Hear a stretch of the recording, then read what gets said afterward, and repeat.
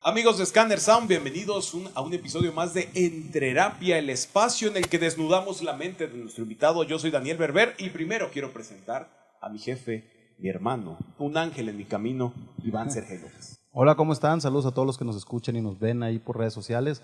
Pues todavía no ha llegado el regalo, el premio ese iPhone 14 versión Plus, Pro, no sé cuál vaya a ser, versión pirata de China, viene en barco.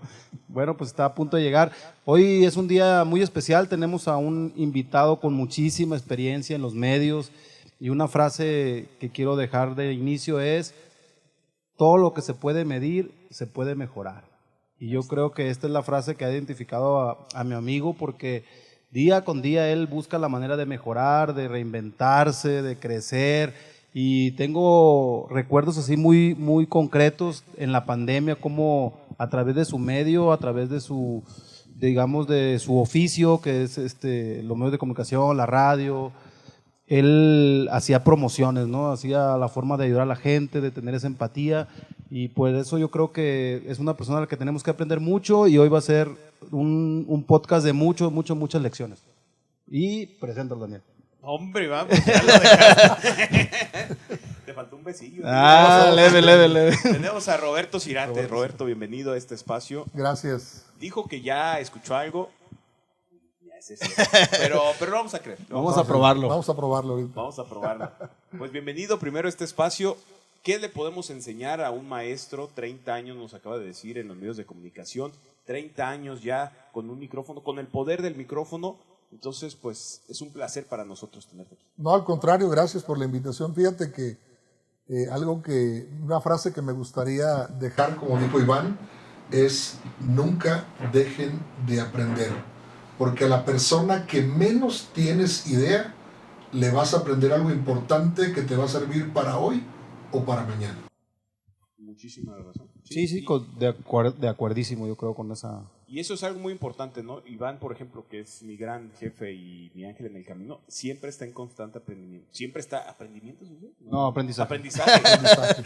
No, pero es que tú aprendes mientras emprendes. No, una palabra que recientemente la conocí, se llama intelección. Wow. Intelección, que es está ligado con la inteligencia y con el constante aprendizaje, tener lecciones constantes. ¿Ves? Intelección. Y aprendimiento es otra. Y aprendimiento, voy a ver si existe, puede que sí exista, ¿eh? Creo que se usa en las cosas de legales. Tuvo un aprendimiento, algo. ¿Lo aprendieron o qué? Bueno. Puede ser.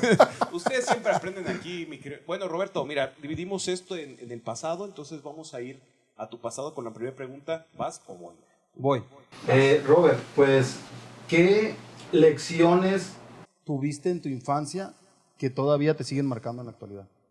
Híjole, fíjate que yo tuve una infancia completamente campirana. Yo crecí en mi pueblo natal, en Nueva Italia, Michoacán, bajo la influencia completa de mi abuelo materno, quien fue mi padre de crianza y con quien viví pues, la mayor parte de mi vida. Era un hombre muy entrado en años, una persona de esas de muchos valores y de muchos principios, y que educó a mano dura como él aprendió. Tuve una infancia de muchos dichos, de muchos refranes, que unos creo que hasta se los inventó. Realmente hay varios que no son, ya los he preguntado y solo él se los sabía, pero fue una infancia marcada por la idea de trabajar, de ser responsable, de ser respetuoso, de ser obediente, y sobre todo de ser una persona de lucha. Él tenía una frase que les quiero compartir que me encanta y siempre la uso. Hablaba y siempre me decía: el cuero solo se remienda. Si me caía, andábamos mucho a caballo entre el ganado, las vacas y todo este rollo en las huertas, y si me caía me decía: el cuero solo se remienda. ¿Te rompiste el pantalón? Sí. Agárrate con tu mamá, me decía, porque ahí sí va a haber problemas. Ese no se remienda solo. Pero lo que intentaba decir es que te puedes caer, puedes llorar, terminarás sacudiéndote y vas a seguir adelante. Ese era como, después que lo entendí, cuando ya no estaba, como suele suceder cuando ya se me había ido, fueron muchas lecciones ahora me decía siempre al toro por los cuernos, o sea, enfrenta tu situación. Yo creo que esas cosas marcaron mi vida. Yo dejé mi casa a los 16 años buscando el sueño, pero esas cosas me llevaron a otra ideología. Cuando ya me vi en problemas, he intentado aplicar lo que me ha dicho, y hasta el día de hoy, todavía cuando me duermo con un pendiente, digo, ¿qué me diría mi jefe para salir de esta bronca? ¿Cómo me aconsejaría? Pero sí fue. Újole, tengo tantos que mi esposa me dice, escribe un libro de tu jefe, porque era un tipo muy dicharachero, de rancho, muy echado para adelante, un tipo que no tuvo infancia, trabajó desde los 5 años, entonces de adulto se volvió niño, y disfruté, yo creo que a lo mejor sus años más complejos, donde se volvió un viejo en toda la palabra, pero lo gocé mucho. Pero realmente sus enseñanzas de vida siguen siendo un día a día para mí. Oye, y eso, a los 16 años dices que dejaste tu casa Así en es. Nueva Italia. Así es. ¿Qué pasó a los 16 años? ¿Cómo llegaste a los medios de comunicación? Es que yo estaba en la preparatoria, estudiando la preparatoria en Nueva Italia, pero ya andaba tan en malas compañías, dijo mi jefe, te la pasas con malas juntas. Decía mi jefe, no había con quién más juntarse. Decía yo, ¿con quién más? Que decía, somos 5 personas. Oye, el pueblo, ¿con quién más me junto? Entonces, yo ya convivía con mi papá biológico, que era un gigante de los medios, tenía muchos años trabajando en la radio, era un tipo muy reconocido, hizo radio en Radio Variedades, por ejemplo, en Ciudad de México, en el tiempo de oro de la radio en Ciudad de México. Entonces hubo unos acercamientos que tuve con él, y de pronto un día le dije, oye, si voy a Morelia, él trabajaba en una radio en Morelia, en la capital del estado, y me dijo, vente y acá te metes a estudiar la preparatoria. Entonces, en una de esas dije, pues me voy a ir a Morelia, ¿qué sigo haciendo aquí? Ando mal, y no me hallaba. Traía muchas broncas existenciales a los 16 años, ya sabes. Muchas broncas. No, según tú, ¿no? Como digo, que él era pura chambra. Pero total que llegué a Morelia, y me acuerdo que fui en autobús, fue por mí a la central. Ese día comimos un fin de semana. El lunes me llevó a la cabina, y fue como, no sé si alguna vez ustedes se han enamorado en su vida, pero yo creo que fue como amor a primera vista. O sea, entré a la cabina y me quedé unos minutos nada más viendo cómo ponían los LPs, los cartuchos, vi la cinta magnética, y obvio, vi que entró al aire él. Yo nunca lo había visto trabajando en acción, o conscientemente nunca lo había hecho, porque alguna vez que trabajó en Apatzingán más pequeño, alguna vez lo vi, pero no tenía la dimensión. Y ese día vi cómo era la magia de la radio, escuché el teléfono sonar, y en ese momento supe que era lo que quería hacer. O sea, en ese momento dije, yo quiero estar aquí, yo quiero aprender lo que acabo de ver. Y obviamente pues era mi padre, el lazo de sangre era innegable, y toda esta situación. Entonces descubrí que iba a ser mi vocación. ¿Y te apoyó, Robert? Cuando él vio la magia que internamente tú sentiste, pero él te apoyó, o cuál fue, ya ves que los papás enseñan de unas maneras a veces medio confusas, que la forma de apoyarte es no apoyarte para que te cueste ni valores. Mira esta historia, algunos lo saben, algunos quizá no, y vaya, lo que voy a platicarles no lo hago en ningún afán. Amo la memoria de mi padre, y lo he honrado hasta el día de hoy de una manera como a mis intentos, en mis maneras. No nos conocíamos mucho, no conviví con él de pequeño. Ya era, yo creo que un hombre cuando llegué a su vida. Pero bueno, yo le dije a él, oye, pues quiero trabajar en la radio. Y me dijo, no, pues yo nomás soy locutor, el gerente está en aquella oficina. Pero yo sin nada no me detuve, fui a buscar al gerente de la radio. Le mando un saludo al señor Salgado, que es mi padrino. Si te acuerdas del señor Eleuterio Salgado, de Morelia, ¿te acuerdas o no? No me acuerdo. ¿Lo llegaste a escuchar o no? Pero sí lo he escuchado. No, bueno, duró muchos años de gerente en Radiosa, ahí en Morelia, lo que ahora es La Grupera, y Máxima. Y bueno, total, ya llegué a su oficina, está en 20 de noviembre, allá en el centro de la radio. Entré y le dije, oiga, pues échame la mano, yo quiero chambear. No hay quien haga el aseo. No, pues lo que sea, le dije, yo lo que quiero es estar aquí. Lo importante es estar cerca. Sí, claro, y te juro que a los primeros, ya a la semana, los locutores, voy a echar una firma, me cuidas la cabina, recórreme el disco, y era una magia. El otro día escuché a Marco Antonio Solís en pleno concierto decir que cómo enamorábamos a las mujeres antes. No es que yo haya sido muy enamorado. Ni que enamorar a tantas mujeres, ¿verdad? No, te daban el LP y le decías a alguien, escucha las 5, las 7 y del lado B escucha la 4 y la 6. ¡Así era el rollo! Entonces en la cabina teníamos unas Technics, me acuerdo las tornamesas, ponías el disco, tenías que poner la aguja finamente con tu manita y regresar donde empezaba la rola para que no hubiera una laguna. Entonces mientras el locutor iba al baño me decía, búscame el siguiente set musical, sacaba los discos que iba, porque había varios que eran LPs completos, los famosos long play o los que eran sencillos, y tenía que sacar el corte comercial, regresar los cartuchos. Era una radio súper dinámica, pero yo creo que en una semana yo estaba operando la cabina. En una semana ya había aprendido a operar la cabina y ya al paso de los días, si había algún evento, se iban y sabían que me podían dejar. Y yo podía estar ahí 12, 15, 18 horas, no importaba, yo podía pasarme el día entero en la cabina, no me pasaba nada. Oye, ¿y recuerdas la primera vez que tuviste ya un micrófono? O sea, porque ya ahí podías manejar la cabina y todo, pero llegué en el año 92 a esa estación. Y yo creo que para principios del 93 me dijo el señor, oiga, vamos a darle un turno. ¡Oh, me moría de felicidad!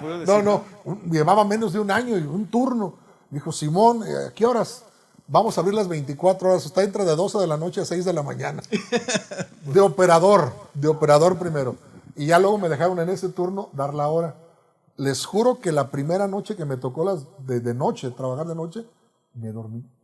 Me quedé dormido. Afortunadamente había el ingeniero Manuel Espinosa, no sé si todavía viva, muy buen amigo de mi padre, que en paz descanse también.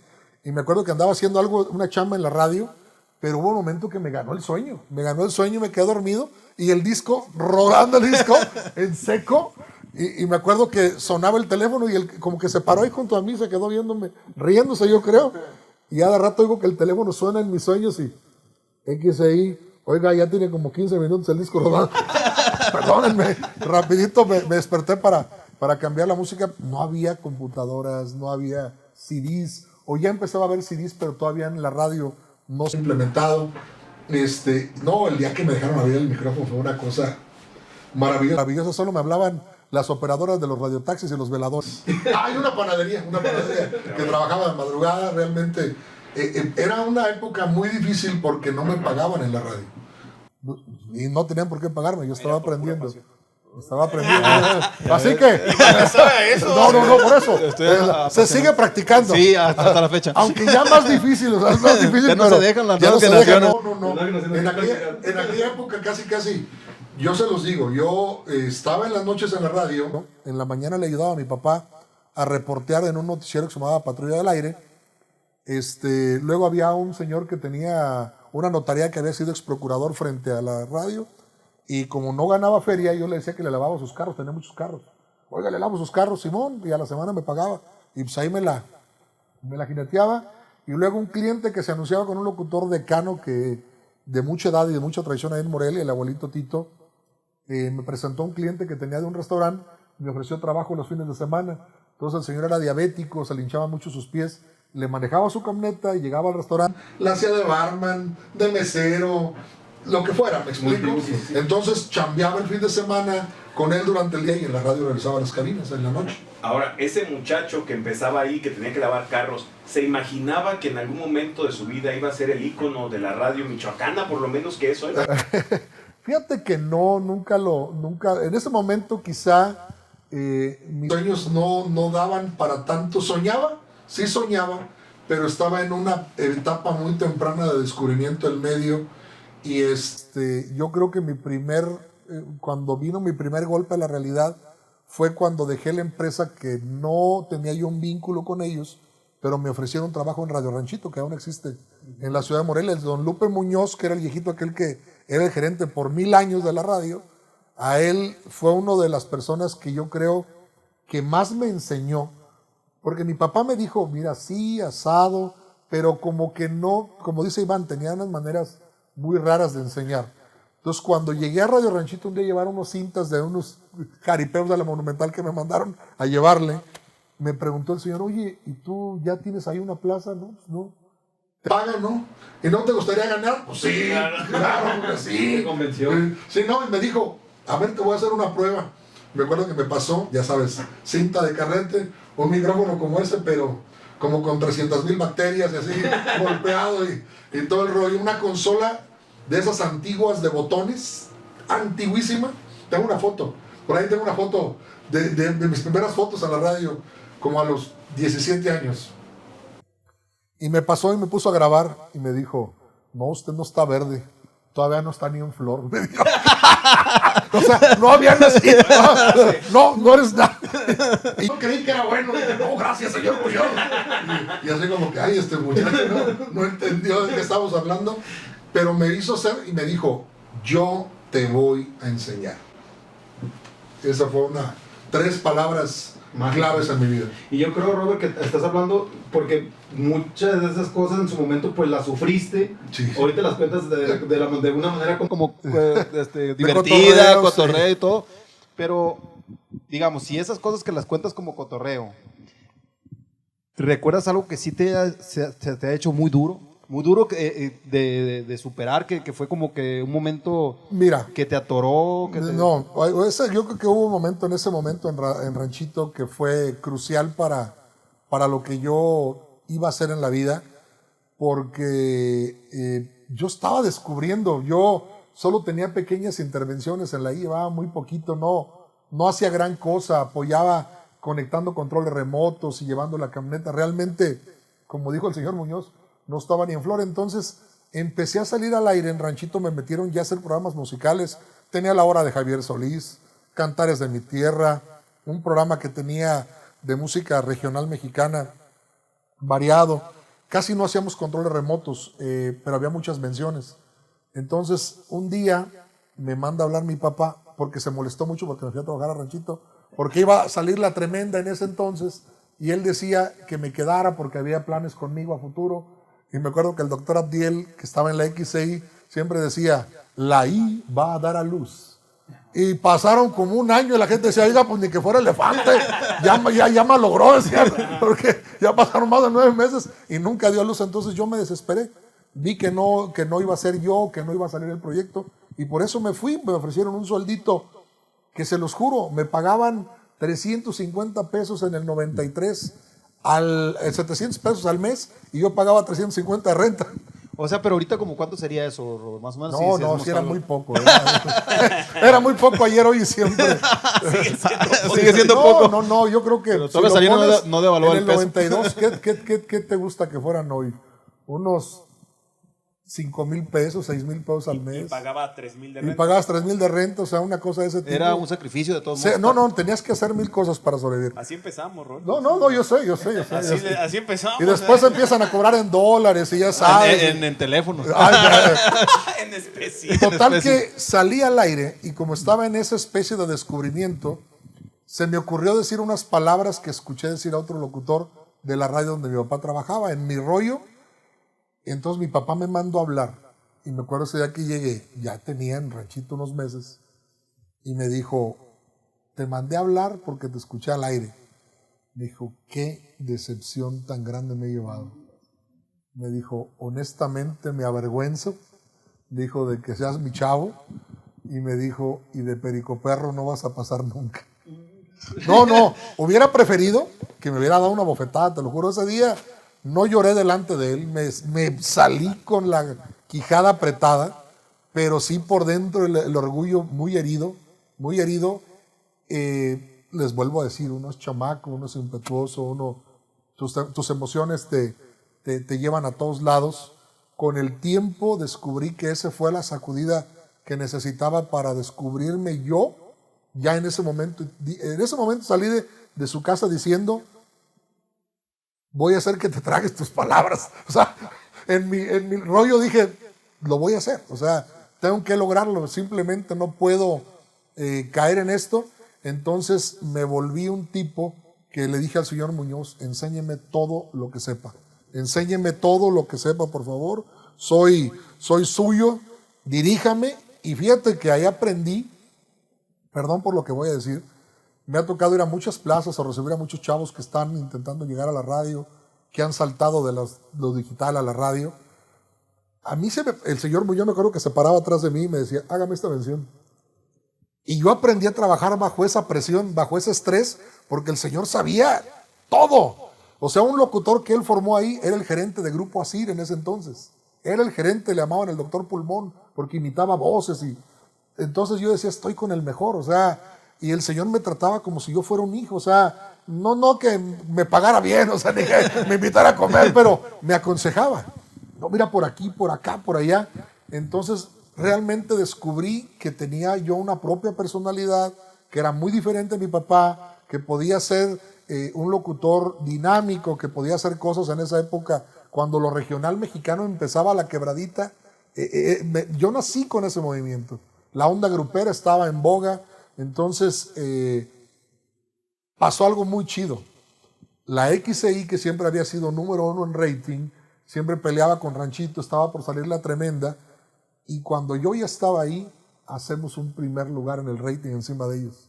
Entonces el señor Muñoz me decía, ya ve, le dije que me hiciera caso, y que por aquí, por allá, y yo pues ya volaba, yo ya sentía como que era una radio AM. Me dejaron ser titular en el noticiero de Nota Roja que tenían un señor que era como el ícono del noticiero, luego, no, hazlo tú. Entonces, eso me llevó a que en cuanto abrieron La Tremenda, obviamente me dijeron, ¿cuánto ganas allá? Y ahí vino el premio. Ahora sí lo bueno.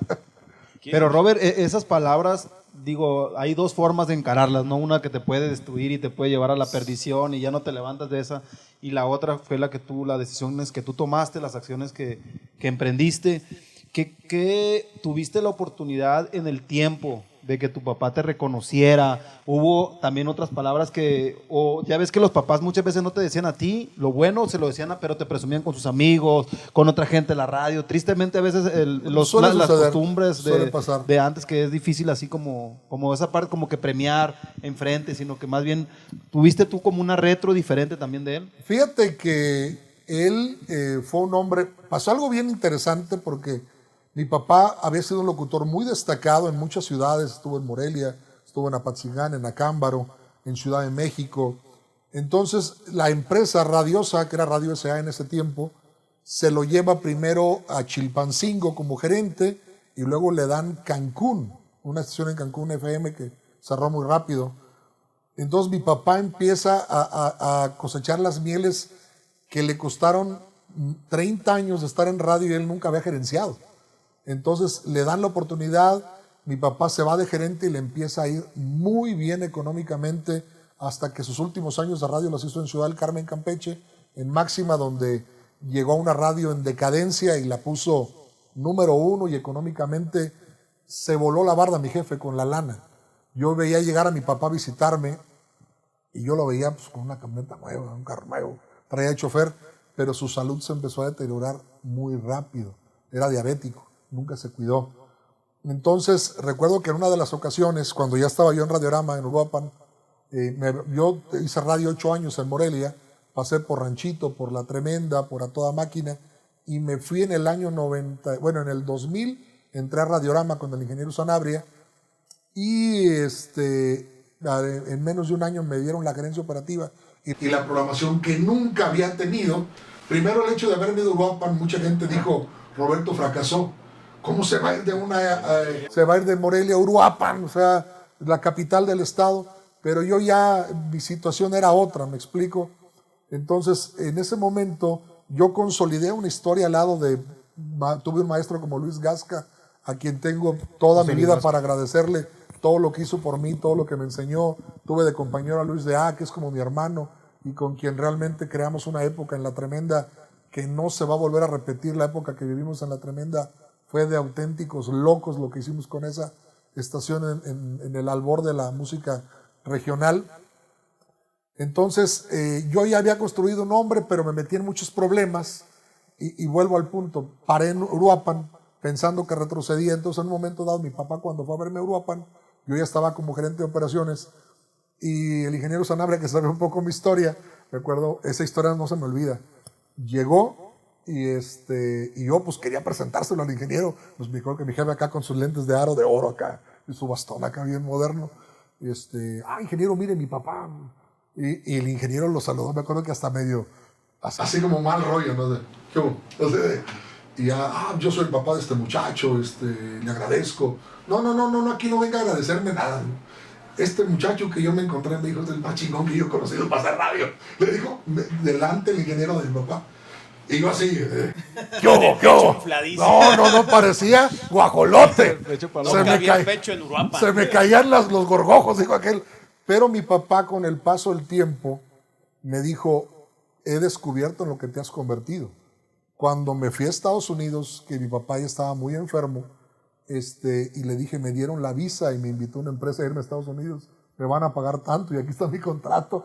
Y me dijo, me arrepiento de haberte enseñado, pero sé que fue lo mejor porque aprendiste a ser tú mismo y me llena de orgullo. Yo para ese entonces ya había dejado todo atrás. Yo a mi papá, les vuelvo a decir, yo lo amé, lo he respetado, lo he honrado con todo mi corazón, mi alma, y siempre voy a estar agradecido por haberme dado la vida, simplemente porque Dios es el Padre que me otorgó, y la honra también se la tengo que dar a Él, porque al final de cuentas, a su manera también me hizo crecer. Y eso es un mensaje muy importante, ¿no? De que hay mucha gente que se queda como atascada en algunas cosas que al final de cuentas no le hacen nada de bien a su vida. Entonces, haber superado esas pruebas y después tener esas palabras, me imagino que debió ser. Yo se las dije en vida, incluso cuando mi papá murió, a Iván sí le conté esta historia, yo estaba en Estados Unidos y mi papá estaba tan grave y yo estaba tramitando una residencia en ese entonces y me dijeron, si vas a enterrarlo, o sea, si sales cuando murió, vas a tener broncas para regresar.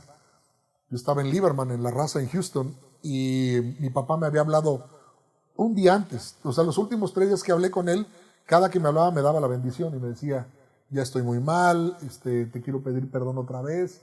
Y yo le decía, papá, tú y yo estamos bien. Yo fui quien me hice cargo de mi padre los últimos años. Está mal que lo diga, pero yo me eché ese compromiso de ser el soporte para él en lo que él necesitaba.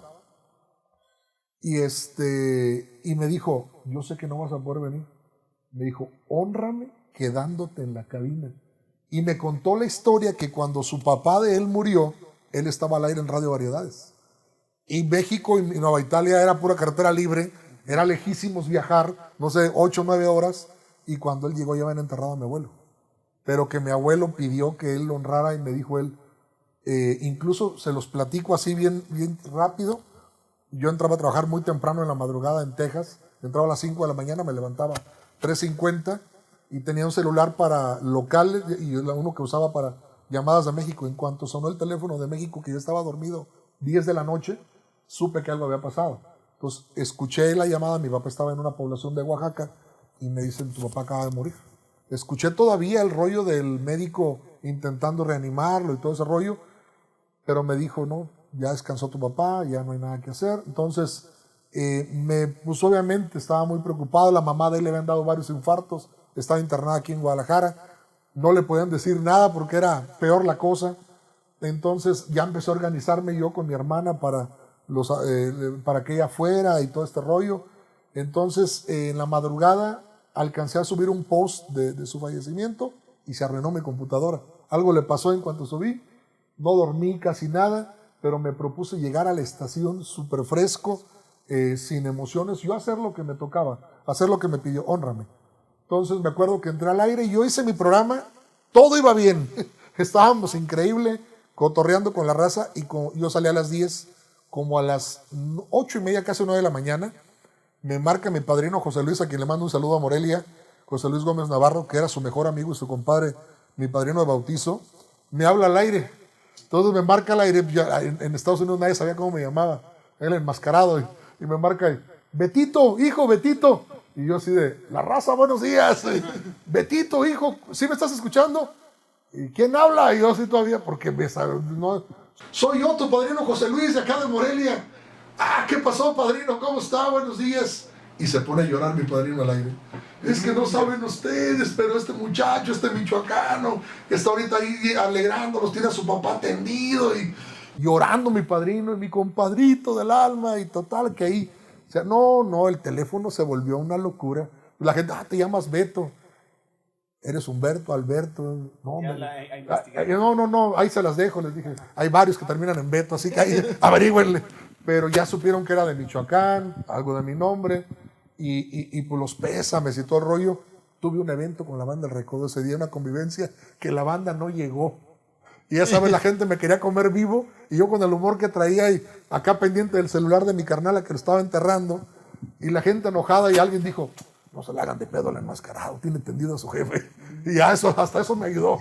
Pero fue unos días bien complejos, pero les repito, yo realmente lo sufrí, pero se los digo sinceramente, yo quedé en paz con él, tranquilo con él, porque nos dijimos lo que nos tenemos que decir. Y yo creo que en la vida eso es algo que tiene que hacer la gente. No puedes vivir tragándote tus odios, rencores, frustraciones.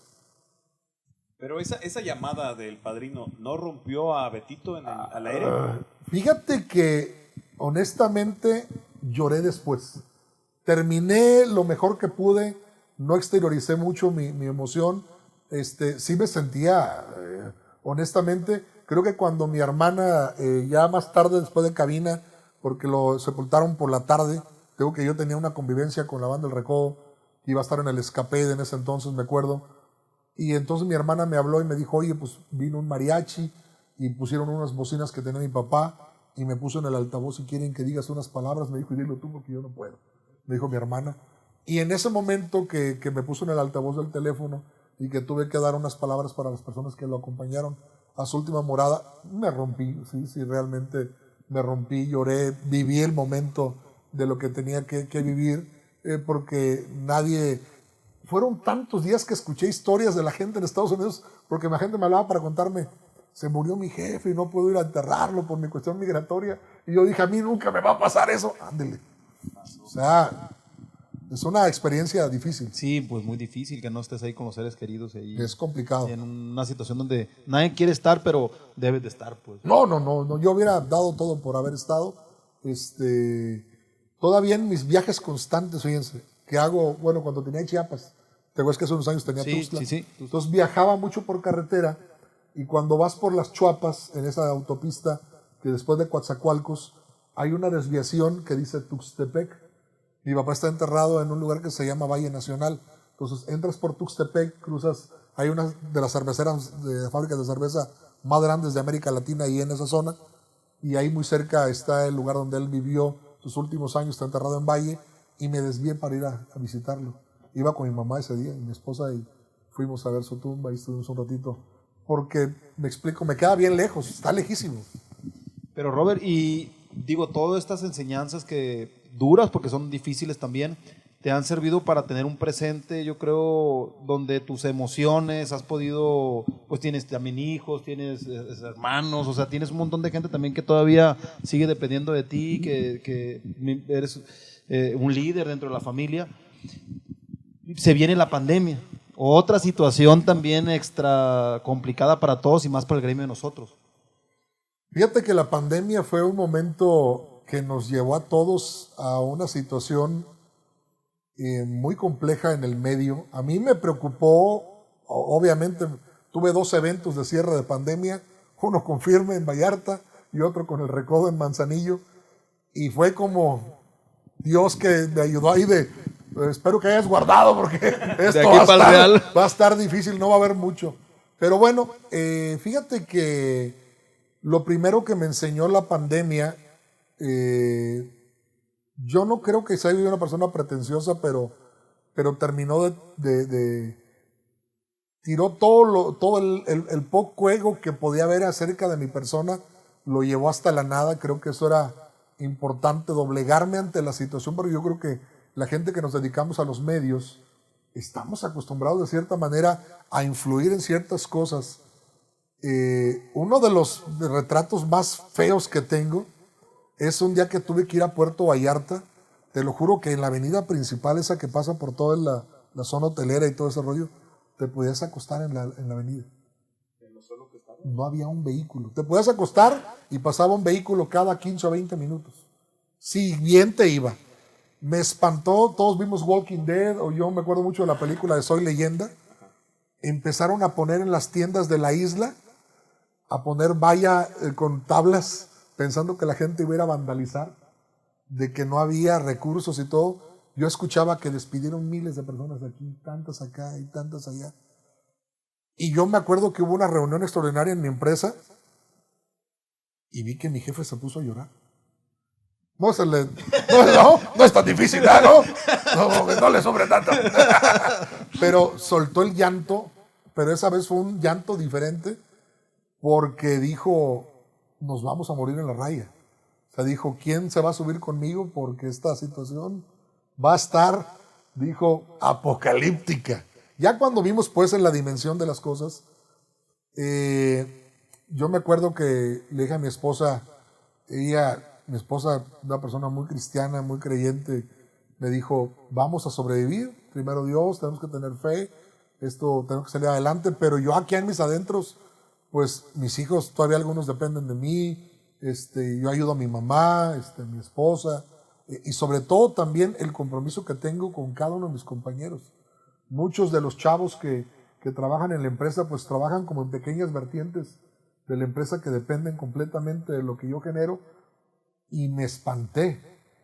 Tuve que deshacer algunas cosas, algunas comodidades que tenía, y gente extra que decía yo, lo siento mucho, pero ya no puedo seguir pagándote, prefiero decírtelo hoy, porque pues, no va a haber chamba ahorita, ¿qué vamos a hacer? O sea, aguanté lo más que pude y a otros les di las gracias con todo el dolor en mi corazón, claro, avisando con tiempo y haciendo las cosas como se deben, pero fue un ubicatex, ubícate de nuevo, pero sobre todo el replantearte cómo vas a trabajar, porque lo que más me espantó a mí de la radio es ver que todo mundo huyó de las cabinas y empezaron a hacer radio mandando audios desde su casa. La gente más ingeniosa tenía una pequeña set de grabación en su casa, grababa y mandaba los audios ya producidos y los insertaban los que eran necesarios que fueran únicamente. Y yo dije, yo no puedo hacer esto. Y yo te lo platiqué, dije yo, si el cliente que se quede en la radio, que fueron 3, 4, me ve huir, va a decir, pues yo qué hago aquí. Entonces, reuní a toda mi gente a nivel nacional. Les dije, ¿quién es diabético? Levanta la mano. Adiós. Hipertenso, no controlado. Adiós. Empecé a descartar a la gente y les dije, de los que todavía estamos locos, pero todavía buenos, sanos, ¿quién quiere quedarse? Nadie se quiso bajar. Nos quedamos todos, seguros. No vamos a dejar de hacer calle, vamos a hacer cabina, vamos a seguir haciendo promociones. Entonces, lluvia de ideas, en ese momento platicamos, ¿qué quieren hacer? Me acuerdo que la primera necesidad que hubo fue lo del gel. Que lo del gel, y no había gel. Y comprabas gel, y si lo conseguías en una ciudad, no lo podías transportar por paquetería. Pues el hecho de hacer llegar gel, entonces, y conseguimos los frasquitos de gel, y nos íbamos a la calle. Oiga, ya trae gel. Y la gente preguntaba, ¿cómo lo dan? No, es gratis. Y empezamos a regalar gel para que la gente, segunda, dimos cubrebocas. Empezamos a regalar cubrebocas en todos los lugares que pudimos. Y después, cuando vimos que esto ya había pasado a los meses, ¿qué fue lo que pasó? Por ejemplo, me acuerdo esta bien clarita. Cancelaron los tianguis, los famosos tianguis sobre ruedas. Entonces empezamos a conseguir despensas. Me topé con los dos lados. Gente que llegaba a las bodegas, y las bodegas eran las que más vendían. Y obviamente, pues ya saben ustedes, los diputados y políticos haciendo sus movimientos de comprar despensas para ganar. ¿Para llevar agua a su molino? Es correcto. Yo llegaba y le decía, oiga, ¿no te interesa un intercambio? Te pago una parte. No, ahorita me están pagando todos. ¿Cuánto traes? Entonces, vimos cómo le hicimos, conseguimos mucha despensa, pero como Dios nos quiere mucho, nos hablaron los tianguistas. Oigan, ustedes de la radio, vimos que andan regalando despensa. Se nos va a quedar toda la verdura y la fruta. Se las queremos entregar y ustedes llévenla. Fuimos por ahí en las camionetas y a repartir.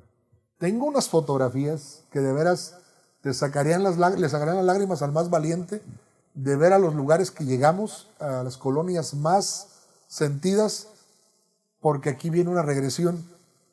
Cuando yo empecé en la radio en los 90s, me acuerdo que la primera cosa que me puso a hacer mi papá en el noticiero que tenía, en las mañanas me mandaba una panificadora que tenía más de 100 años en Morelia, se llamaba El Cuerno, y me regalaban 15 bolsas de pan, como con 7, 8 bolillos, 1 kilo de huevos y 2 litros de leche. Entonces mi papá me decía, ve por ellas Y me acuerdo que vete al Realito, vete a la Solidaridad. Me daba la lista de las colonias más marginadas y me decía, donde veas una casa muy mal, toca y diles que le trajiste para un desayuno. Entonces les entregaba. Y yo me acuerdo que la radio se quedaba haciendo eco en AM en ese tiempo. Entonces esa regresión vino a mí y dije, ¿por qué la radio dejó de ser social? ¿Por qué la radio solo se une el día del huracán, del terremoto, de la tromba? Eso lo hacíamos siempre. Siempre ayudábamos a la gente. Siempre estábamos presentes con ellos. ¿Qué nos pasó? Dijo Héctor Suárez. ¿Qué nos pasa? Entonces, eso hicimos durante la pandemia. Llevamos comida en la época del huevo. Aprovechamos aquí a los familiares del patrón que tienen hartos huevos. Digo que tienen hasta allá. Sí. Son apicultores. Pues, tienen allá de San Juan. De la zona de San Juan son apicultores. Entonces, nos consiguieron mucho huevo y seguimos repartiendo. Nos enfocamos al rollo social. Cuando ya medio se podía salir a la calle, que vimos que las máquinas de humo de los grupos servían para sanitizar, le decíamos, si usted anda trabajando, traiga su carro y se lo sanitizamos, o se lo satanizamos, como quiera. Conseguimos los trajes, el líquido, y andábamos en cada plaza, camiones, taxis, Uber. Al que pasara lo rociábamos, órale. Entonces, ese tipo de acciones nos llevó a que los que surgieron en esa época, que fueron todos los de entrega a domicilio, nos buscaron comida, pero sobre todo nos enfocamos a dar. Todavía estaba escuchando un promo de la Navidad de hace un año. Hoy en la mañana nuestra promo se llamó La Navidad de Apoyo, porque les dábamos un pollo a la gente con todos los complementos para una cena. No, pues eso yo creo que es la parte, Robert, que se puede recuperar, ¿no? Teniendo gente así como tú, que piensa en los demás, que tiene empatía, porque en esa situación hubo muchos despidos, había muchas enfermedades, había mucha gente que pues, no, por más que quisiera trabajar no podía. Es correcto. Por el miedo también, la psicosis que había también de toda la información y los enfermos obviamente. Y ahora, hoy en día, ¿qué has visto en el presente, Robert, que los medios hagan bien? Porque estamos rescatando esto que hicieron ustedes bien, pero ¿qué otra cosa crees que se haga bien hoy en día? Mira, hay muchas cosas que se hacen bien con los medios. Yo creo que se ha desvirtuado un poco el hecho de que solo las redes sociales son instantáneas. La radio no ha dejado de ser instantánea. Lo ha dejado de hacer el que ha querido dejar de hacerlo. La radio sigue siendo una comunicación inmediata. Ahora, por ejemplo, antes yo me acuerdo que para hacer un control remoto tenías que llevarte un equipo y conectar aquí a la luz y el teléfono. Ahora tu control remoto es el celular. Es instantánea la comunicación. Tú puedes conectarte con tu cabina y decirles, está una persona que fue atropellada en este momento, requiere la ayuda, la presencia de la autoridad. O sea, sigue teniendo inmediatez. Eso creo que es algo que la radio sigue haciendo bien. Pero lo más importante que creo que la radio sigue haciendo bien, y lo platicábamos antes de arrancar, muchas redes sociales y estas cosas siguen siendo mal utilizadas. Siguen utilizadas para enfrentarse, para enconarse, para difundir información falsa, para crear psicosis en la gente. Muchas noticias falsas circulan, gente que sube recetas como si fuera una travesura que hacías de niño. Tomes esto y se le va a quitar lo otro. Gente que hasta ha muerto. Porque vuelvo a decir, recibimos mucha influencia de lo que digitalmente leemos ahora. Influye mucho en nuestro día a día. La radio hace bien que no puede aventarse esas cosas. La radio sigue teniendo certeza. Porque si tú dices una cosa mal, va a hablar alguien de, aprende burro, no se dice así. O sea, va a haber quien te llame la atención, un gerente de operaciones. Sí, claro. La credibilidad también de una noticia ahí. O sea, está preparado. No. Tú no puedes arriesgarte a decir, tienes que comprobar la nota. Antes de tomar esa... Tener una fuente. Es correcto, es correcto. Y la pandemia fue un claro ejemplo de eso. ¿Cuánta información falsa estuvo difundiéndose en redes sociales acerca de los peligros de la vacunación, de dónde viene el virus, que no te pongas con el que te checaban la temperatura porque te estaban matando las neuronas. O sea, un montón de información falsa. Que nos iban a poner un chip y todo ese rollo, ¿no? Sí, es que hablábamos de que ahorita todos tenemos la oportunidad de poder de tener un micrófono o tener un espacio para expresarnos, pero eso no significa que todo el mundo esté preparado para eso. ¿Me entiendes? O sea, no quiere decir que todo el mundo tenga la capacidad de difundir un mensaje que tenga valor. Mira, es como cuando decían lo de la licencia de locutor. No es que tienes que tener una licencia para ser locutor, sí. Pero sobre todo, esta palabra mi papá me la dijo un día, me dijo, usa tu micrófono con responsabilidad. No sabes si le vas a afectar a las personas el día de manera positiva o negativa. Siempre piensa en lo que vas a decir. Locución, conexión de tu boca con el cerebro. El interlocutor escucha y da una opinión pensada. Ahora me decía, tú no eres un opinador. Cuando hay una discusión, tú escuchas a una parte y escuchas a la otra. Tú no tomas partido. Tú estás ahí para escuchar y para hacer. Otra, en la radio, y yo espero que mis compañeros lo sigan haciendo, te compartí mucho esta experiencia que es, ojalá y les sirva.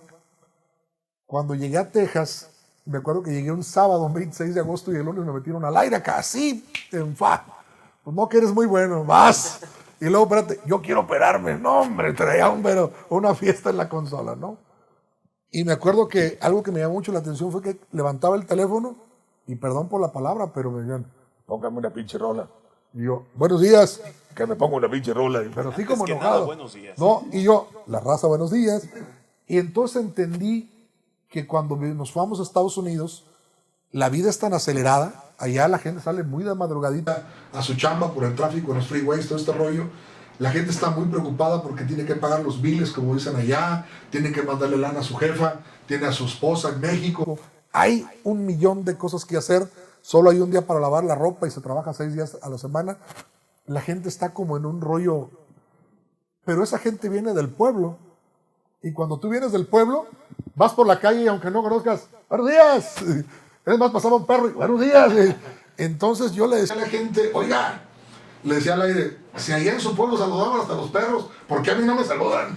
Y la gente le daba como risilla. Entonces ya la gente que me hablaba, buenos días enmascarado, ¿cómo está? Entonces ya la gente decía yo, wow, logré algún efecto positivo en que la gente le decía, pues ¿qué dormimos juntos? Eso quisiera.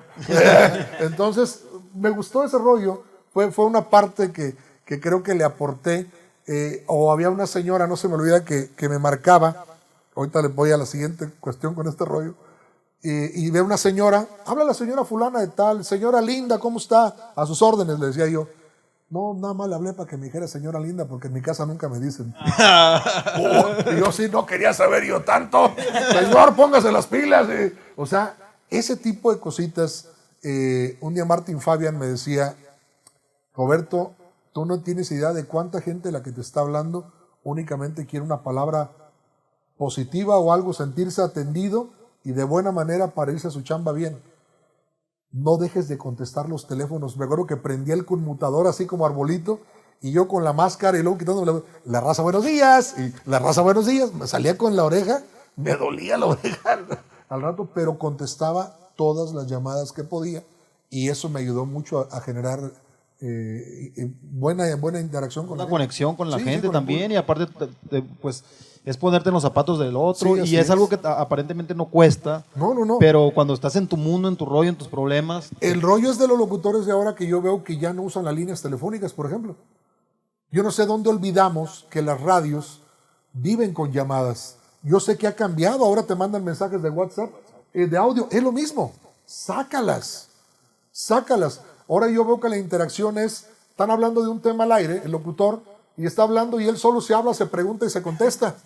O sea, habla como en tercera, cuarta, quinta persona. ¡Ay, y se ríe y la gente dice, ¿de qué te reíste? Es radio. Sigamos vendiendo esa magia, esa imaginación que puede, claro. ¿no? Y la imaginación que surge en la radio, todos los sonidos, las radionovelas que a mí me tocó escuchar. Calimán, hombre, era mi ídolo. O sea, todo eso fomentaba la imaginación. Yo creo que también hoy en día las redes que a veces suelen ser tan explícitas en muchos casos, pues ya esa parte está limitada. Oye, yo escucho a veces, hay unos podcasts de historias de asesinos seriales que ahora están muy de moda y todo ese rollo, que es de lo más buscado dentro de los podcasts. Con más rating, Con más rating. Y le meten pues los efectos. Señor, Yo recuerdo esta parte de Calimán de El hombre de acero, con aquella hermosa túnica de seda blanca, impecable, que se ajustaba perfectamente a sus varoniles pectorales y esos bíceps que parecían estallar. ¡Ay, tú te imaginabas a aquel vato acá! Oh, parecía chiste de Polo Polo, ¿no? No. Y luego decía, clavó sus ojos verdes en la bella damisela de escultural, de escultural y extraña belleza, de intensos ojos azules, sí, y un cuerpo de diosa. Y ya estabas tú acá, ya se estaba poniendo medio porno la novela. ¿Qué estás oyendo?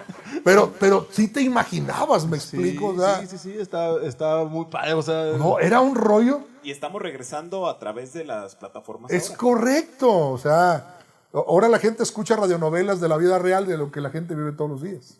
Oye, ¿y qué crees que, como se reinventan las cosas, también el futuro se tiene que reinventar? Es correcto. ¿Qué crees tú que hasta dónde el humano y su imaginación y todo el potencial que tenemos de creación, tú has puesto a pensar de qué más sigue, qué sigue, qué va a haber? ¿Qué va a haber? Híjole, es que te voy a decir una cosa. Por ejemplo, yo que soy un admirador de los medios, yo por ejemplo, el show más bravo que he escuchado de radio, no sé ustedes, había un tipo que ha sido el locutor mejor pagado en todos los tiempos, Howard Stern, en Nueva York. Este tipo, híjole, digo, tiene que excusarte una onda un humor muy ácido, muy bravo, muy, a veces hasta corriente, porque el tipo se metía en unos rollos muy gruesos, pero el tipo llegó a estar en Sirius Radio Satelital, tenías que pagar por escucharlo, el tipo es millonario.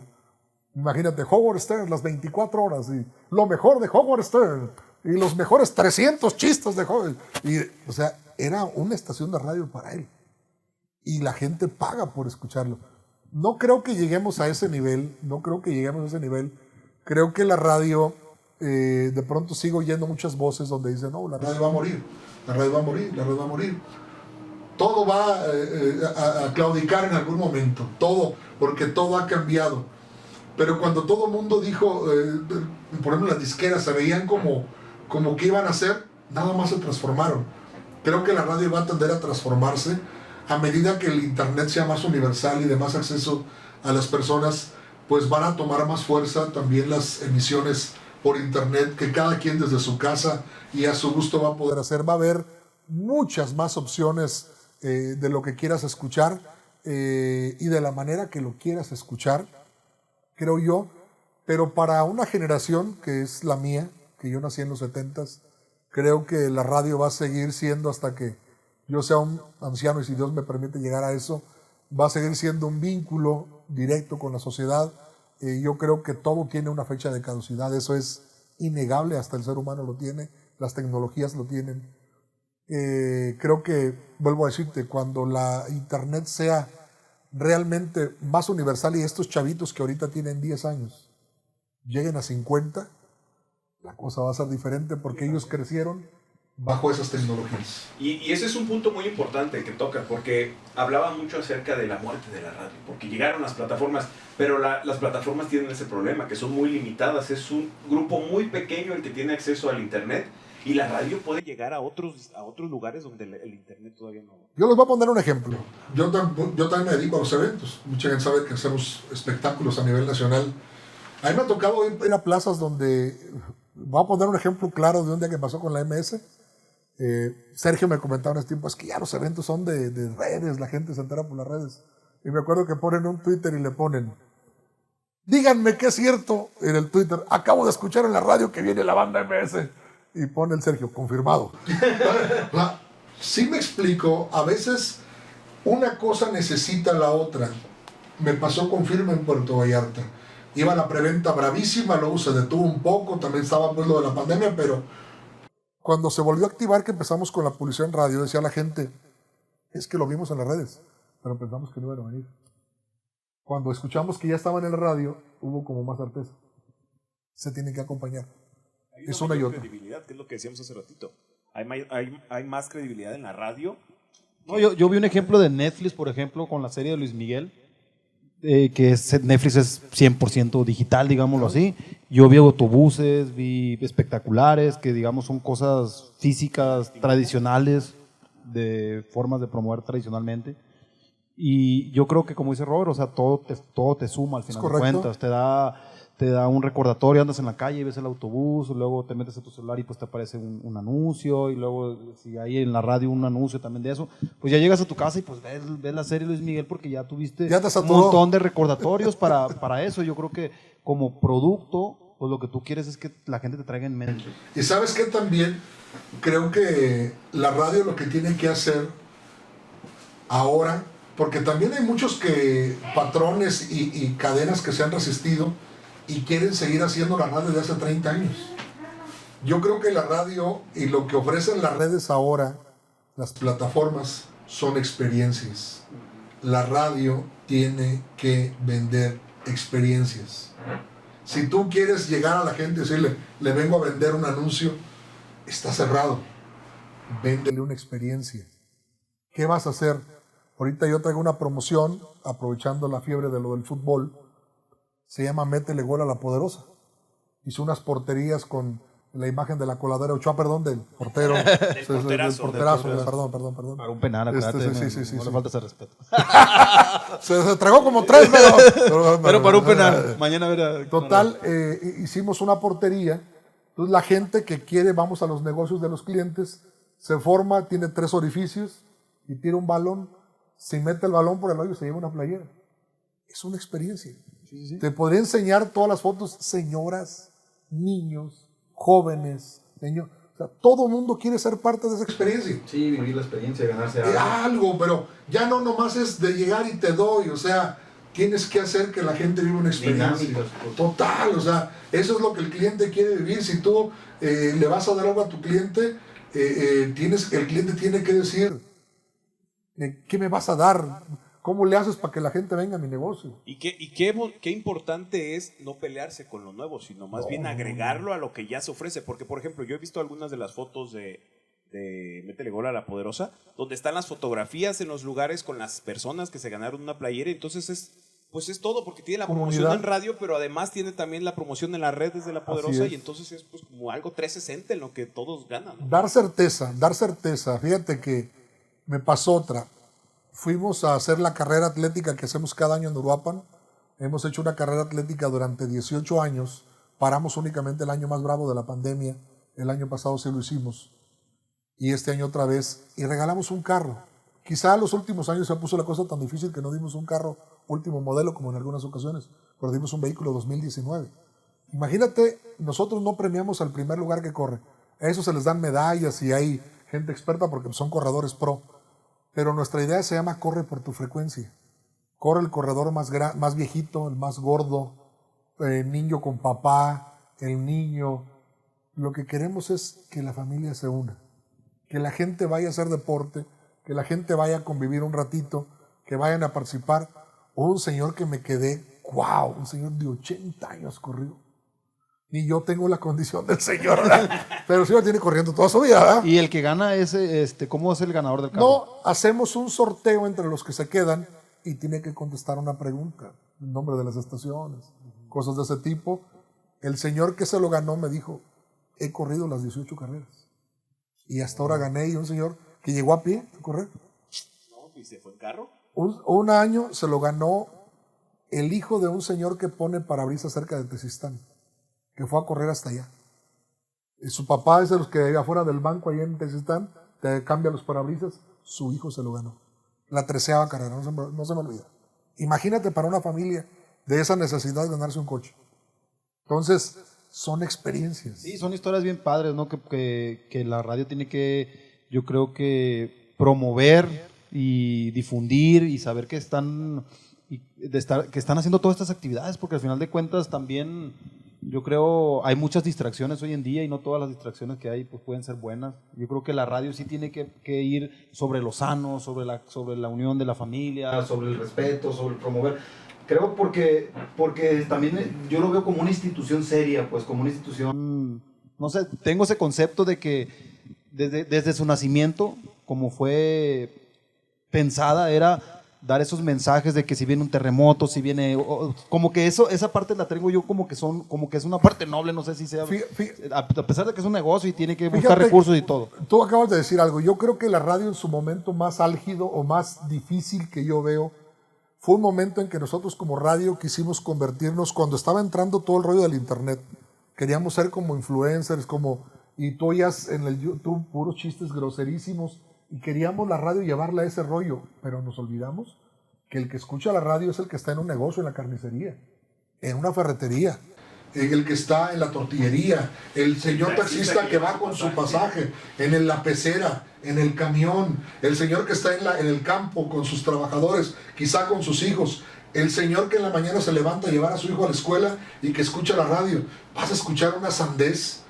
¿Sabes qué? Yo le cambio. Yo no quiero que mis hijos escuchen esto. O sea, en ese rollo no puede haber apertura. Se trata de que abarquemos más. Porque decían, no, estos güeyes a mí dicen puras cosas. Yo prefiero oír uno que esté bien heavy. Ah, bueno. Tú, en algún momento la radio podrá llegar a ese de que tengamos un Howard Stern. Sí me explico. O sea, va a haber, pero mientras, yo creo que nuestra radio tiene que seguir siendo para el que puede ir a comprar, porque te repito, vive de anunciantes la radio aún así, y queremos que se siga haciendo así. Te voy a compartir una experiencia. Un día me contó Cheque González, que era mi gerente de operaciones y programador, cuando recién llegué a Texas, que cuando empezaron lo de los corridos en la que buena en Los Ángeles, él llegó a su mejor momento, lo pusieron, Pepe le puso la hora de los corridos, Pepe Garza. Y dice que él tuvo tanto éxito en el programa ese, que lo llevaron con Cristina, hablando de la polémica cuando empezaban los corridos, y estamos hablando de los originales de San Juan y los rasos, sí, los corridos, todavía corridos sanos, digamos así. Entre comillas. Los primeros entonces corridos. Dice que le hicieron un comercial los de Univisión, donde estaba Ángel Garay, y me dice que decía que iba un vato en una camioneta, así como parecía Cheque, así bien buchón, barba y sombrero y una cadenona acá, y que se veía una niña y un vato, ¿no? Y que se escuchaba que ando buscando un cabrón. Dice, ¿y usted quiere escuchar esto? Y ponían el corrido, pues así, y el vato haciéndole como a la niña, ¿o quiere escuchar esto? Y salía Daniel Esquivel de Los Rieleros, te quiero mucho. O sea, qué creatividad pero te da a entender muchas cosas. Sí, claro, había un mercado para ese naciente movimiento de corridos bravos, pero la familia impera. Si tú llevas a tu chavita, a tus hijos a la escuela, quieres que ellos vayan tranquilos. Sí, quieres no, escuchar sano. Sí, me explico, o sea. Sí, definitivo. Yo creo que hay mercado, pero y hay tiempos y hay formas y lo importante es que el público pueda elegir, pero en la medida, hablábamos con otra persona también que se dedica a esto de la radio, de que pareciera que es más difícil encontrar las cosas sanas que las no sanas, pues como que la oferta yo la veo muy desbalanceada, yo veo mucho más el morbo, el doble sentido, el desmonje, esas cosas, y ya dices, bueno, pero ¿cuántos programas hay que dan mensajes positivos, que lo puedo poner a mis hijos, música y toda esta onda, contrario a lo otro, y yo veo un desbalance ahí? Mira, sí lo hay, en cuestión musical yo te lo digo. Me da pena, pero en serio te lo digo. Ahorita, por ejemplo, empezó un fenómeno. Tenemos en varias plazas el programa de La Hora del Burrito, que es un programa de canciones infantiles, donde escuchabas las canciones del Chavo, las canciones de Cepillín, Tatiana. Voy a interrumpirle un poquito. Yo, primero quiero decir lo bonito que es oír a mi Uruapan tantas veces aquí, porque yo soy de Uruapan. Oh, mira. Yo escuchaba La Hora del Burrito cuando me llevaban a la escuela. Entonces soy un Con hijo Gavino, de La Hora del Burrito. Con Gavino González. Fíjate. Educaste. Mira qué bien salí. Ese programa tiene casi 20 años al aire. 20 años ininterrumpidos. Y yo me acuerdo que decían, el día que se vaya Gavino, porque primero estuvo una que se llamaba La Cachis, antes de Gavino. Y luego entró Gavino. Y decían, el día que se vaya Gavino se acabó. Se fue Gavino, puse a una chica a hacer el programa, siguió el fenómeno. Se fue esa chica, llegó otra. O sea, el programa aquí, o sea, claro que tienes que poner el concepto del programa. Lo que me llamó la atención a mí ese programa, al paso del tiempo, se llama La Hora del Burrito porque le hablaban las mamás y le decían, ponle, ¿cómo te llamas? Daniel. Ponle un burrito a Daniel porque no se quiere levantar. Y ya le ponían un burrito para que se levantara en la mañana. O ponle un poderosito, una lluvia de estrellas allá. Y la operadora sigue siendo la madrina Vicky, sigue siendo la misma operadora desde ese todo ese tiempo. Vicky Sasaga. Sí, señor. Entonces, el rollo de este programa es que los niños empezaron a cambiar. De pronto me empezaron a pedir que ponme la canción de Yu-Gi-Oh! Ponme la canción todos de Dragon Ball, ponme la canción de Frozen, ponme la canción de Shrek, o sea, todo lo que empezaron las películas, empezaron a tener una influencia en las caricaturas nuevas en el programa, que incluso teníamos que agarrar los soundtracks para ponerle, o sea, ponme la de Ben 10, Ben 10, no decía otra cosa la canción, pero el niño la pedía. Pero con la entrada de la música urbana, golpazo, los niños empezaron a pedir música urbana. ¿Puro reggaetón? Sí. Y había la división, mamás que empezaron, oiga, ¿cómo ponen eso? Pero luego decían, no, es que mi hijo le quiere oír, ¿usted qué le importa? Y ya sabes, empezó el pleito, metas en su propia bronca, mi hija es reggaetonera y le gusta el perreo. El perreo intenso hasta el suelo. Entonces, eso fue lo que ha ido cambiando en mi punto de vista. Eso es lo que tú decías. Ya luego había morritos que cuando empezaron los dos carnales, ya la pedían en la mañana, la del envidioso. Y pues nomás tiene una groserita ahí. Pareciera que ya es algo como ese tipo de cosas, es inofensivo. Pero ya niños pidiendo chalito en la mañana. O sea, la generación va cambiando. ¿Todavía está la hora del burrito? Sí, claro, sí, claro. Y sí ponen acá, ya puro corrido bélico. Ya ponemos Beliquín. El corrido del Beliquín. La hora del bélico. No, sigue el programa. Sigue teniendo mucho auge. Pero sí creo que ha cambiado la cuestión. La oferta musical es otra. Actualmente es otra. Oye, Robert, dentro de tu futuro, ¿qué metas tienes? O sea, ¿tienes todavía metas bien claras de lo que quieres lograr? Todavía hay cosas que quiero hacer. Creo que el tiempo ya lo llevo de regreso. Ya estoy casi tostoneando, ya ando cerca del tostacho. Y honestamente no me veo trabajando en la radio después de los 60 años. Creo que todo tiene un ciclo, como se los dije, y creo que yo dejé de criar a mis hijos. Y se los digo con mucha pena. Yo tuve muchas broncas en mis relaciones personales y tengo varios hijos y no estuve con ellos quizá en momentos muy cruciales de su vida porque me he dedicado intensamente a esta profesión. Yo le he dado todo a esta profesión. He ido aprendiendo al paso del tiempo que tengo que ponerle un freno y que tengo que tomarme mis tiempos para desconectarme y ser un esposo, ser un padre, ser un hermano, ser un amigo. Porque mi papá me dio otra frase cuando ya se enfermó. Me dijo, por el trabajo pierdes la salud y por la salud pierdes el trabajo. Entonces nos deja también una enseñanza grande y yo creo que me falta. Todavía tengo cosas, me encantaría dirigir en Estados Unidos. Yo ya hice locución allá, creo que me fue muy bien, aprendí a hacerla, entendí las reglas del juego y cuando las respeté, los resultados se dieron, gracias a Dios y a la gente que me dio la oportunidad de hacerlo. Allá estaba Javier, ¿no? Un saludo, Javier Salgado. Saludo a Javiercillo. Consume nuestros podcasts. A él le tocó dirigirme en Dallas, cuando estuve en La Raza en Dallas un año. Estuve en Dallas en el Metroplex y también ahí terminé al final con Arturo Buenrostro en la Z. Pero creo que me gustaría dirigir allá. Dirigir Estados Unidos. Dirigir allá. Una radio en Estados Unidos. El género regional.